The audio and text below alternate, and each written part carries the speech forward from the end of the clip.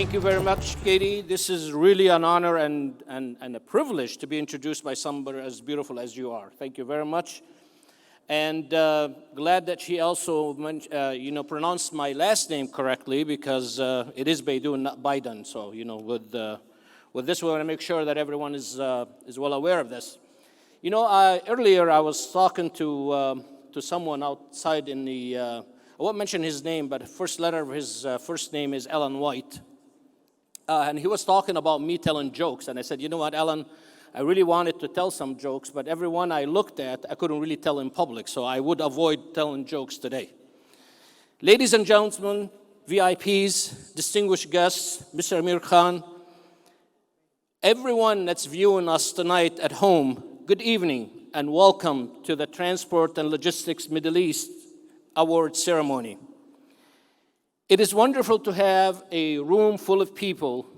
I am so honored to see as new faces and also familiar faces that we have seen actually in the last several events that we've held.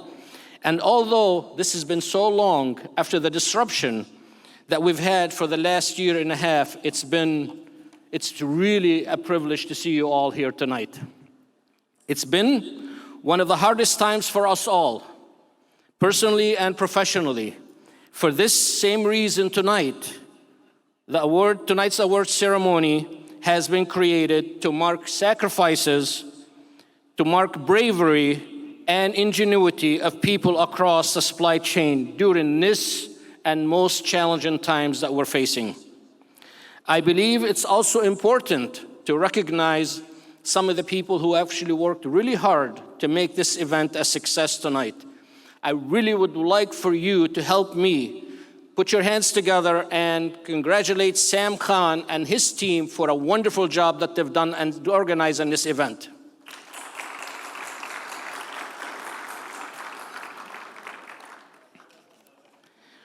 We all have witnessed the great work of our friends in the industry and colleagues who have demonstrated day after day while risking their lives going to work on a daily basis to make sure that we have the necessary food and supplies and are transported in time to make sure that we have them on the shelves in the supermarkets. Katie mentioned a great point, but this is why actually we live in such a great nation and such a great country, because the great leaders like the leaders of the UAE have made it possible for us not to even miss a single thing. So let's hear it for the UAE and its government, everyone.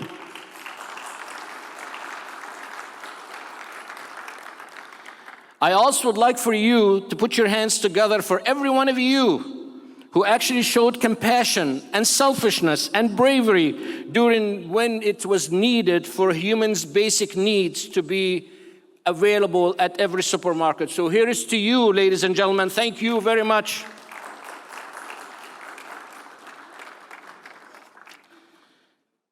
You know, when things were at their bleakest, a little over a year ago, TLME has launched the video that you saw earlier today. And honestly, I was sitting at home one day. We were all under lockdown, not allowed to go anywhere, and I got a phone call from Sam telling me, I want to do this video. And I thought Sam had corona in his brain, because who really would want to do something like that? And he did. And you know what? And he proved me wrong. So Sam, congratulations, you really did it.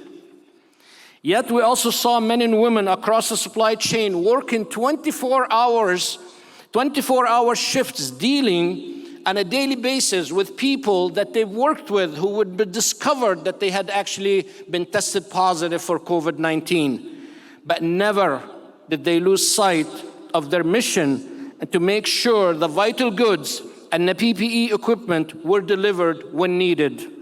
We saw companies altering strategies to ensure operations remained functioning and shelves stayed stacked while dealing with a host of unprecedented demands. I hate when this happens. Paper gets stuck. This led to us realizing that these really were stories of heroes. These were not the heroes in the hospitals, on the front lines, but the heroes that ensured the first responders, the heroes that ensured the first responders had what they needed to combat Corona. You are truly heroes among the heroes that were wearing white in hospitals. So thank you again, ladies and gentlemen, for doing your part. It was those who endured our regions, had a reliable flow of goods coming in and ensure stability across the social, financial, medical, and political spheres. The response we got from our video was fantastic, and we were delighted to see our sector, in which human stories are not recognized enough in the wider world. I mean, let's face it, we're in the cargo business. We're not sexy enough like the passenger side of the business, you know? So this is why we wanted to make sure that you and every one of you in which human services are not recognized enough by the wider world, now really getting the recognition they deserve.